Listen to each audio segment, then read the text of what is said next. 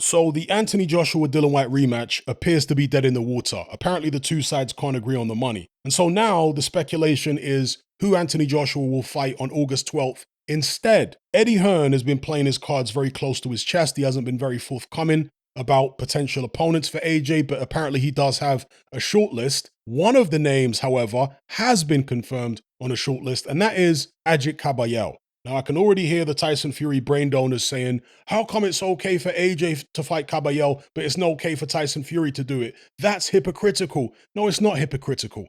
If Tyson Fury was to give up his WBC belt and stop calling himself champion, he can go off and fight whoever he wants. He can go fight Kabayel. He can dig Butterbean up out of retirement, fight him, Wings of Redemption, John Jones, Ngannou. I don't care. But as long as he's got a world title belt, that comes with obligations, particularly when he's going around saying that he's the greatest heavyweight of all time. You will be held to that standard. Again, if you don't want that type of responsibility, give up the belt, stop calling yourself champion, then you have the freedom to fight whoever you want without this degree of scrutiny. Anthony Joshua is not a champion. Not only is he not a champion, he's lost 2 of his last 4 fights. He still hasn't gotten over the psychological trauma of being knocked around the ring in New York by Andy Ruiz several years ago. He had a breakdown in the ring following the Alexander Usyk rematch. This is a guy who clearly needs to step down from world level, get himself together mentally, learn some new things technically, and gel with his new trainer, Derek James,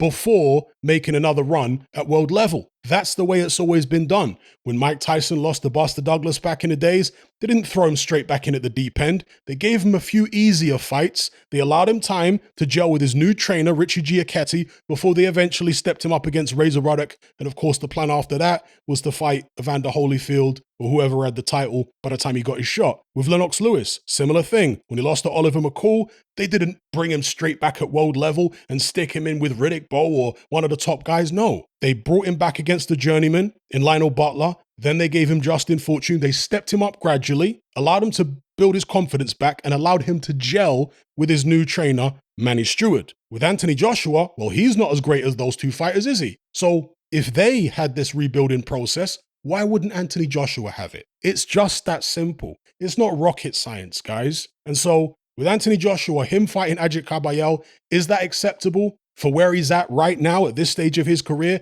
Yes, it's acceptable. If Anthony Joshua still had a world title, it would not be acceptable at all, at least not in my view, to be facing Ajit Kabayel if there are much better opponents available. But Anthony Joshua's not in that position. He's in a rebuilding stage of his career, so Kabayel is acceptable, particularly since he's got this big fight apparently looming in December with Deontay Wilder. With that being said, Kabayel isn't exactly stylistically good preparation for Deontay Wilder. He isn't anywhere near as tall or rangy as Wilder. Look, you're not going to get a Wilder clone in for Anthony Joshua to fight, but getting someone of similar dimensions, I think, would be a good idea. Someone like a Gerald Washington. I've been saying this for the longest time. So Kabayel certainly wouldn't be top of the list if I was to matchmake for AJ at this stage of his career, nor would Otto Wallin, who's a southpaw. Again, I'd want someone of similar dimensions to Wilder. They're not going to be as fast, they're not going to hit as hard, they're not going to be as dangerous, obviously, but just getting used to dealing with someone with that type of range. And someone who AJ ultimately can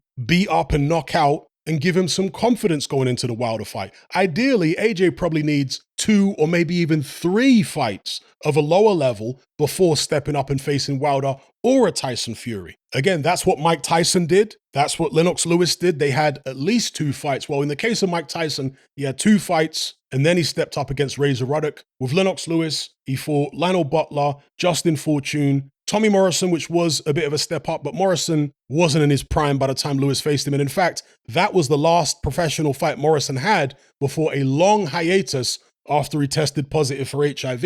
So Morrison wasn't what he was a few years prior, although he was coming off a good win over Razor Ruddock, but again, a depleted version of Razor Ruddock, a faded version of Razor Ruddock. In any event, he then stepped up after the Morrison fight to fight Ray Mercer. And that was the first tough fight that Lennox Lewis had in many years. And after he beat Ray Mercer, they eventually stepped him up to world championship contention again. They brought Lennox Lewis back perfectly. And so when I look at someone like an Anthony Joshua, that's what I think. And not just Anthony Joshua, any fighter who's in a similar position to AJ. I recognize the issues they're having psychologically, the issues they're having technically. I know what I've seen work in the past with the likes of Lennox Lewis. Anyway, back to Ajit Kabayel. Not only is he very, very different to Deontay Wilder stylistically in terms of dimensions and so on, but he's also somewhat awkward. He's a bit of a mover, he's a bit of a spoiler. And so to me, that would be another potentially poor bit of matchmaking by Eddie Hearn if he was to put AJ in there with Kabayel. Again, it's an acceptable level of opponent, but if you're trying to give Anthony Joshua confidence, why are you putting him in there against guys who are either going to run or guys who are very tough and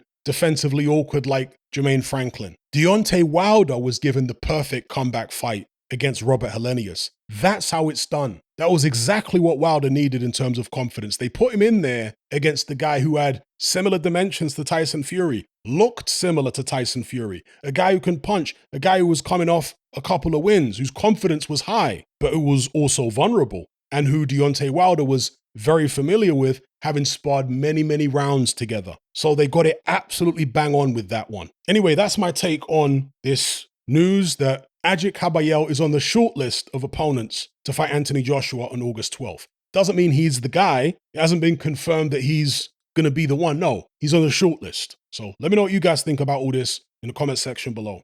Are you sick and tired of the mainstream mindset? Does the dogmatic conformity and pathological ignorance have you tearing your hair out in frustration? Then don't be alone. Come and join our brotherhood on Patreon. We stand as a beacon of reason against an army of insanity. You'll gain access to my weekly topical podcast, where we take more deep dives than Jacques Cousteau on an endless variety of subjects.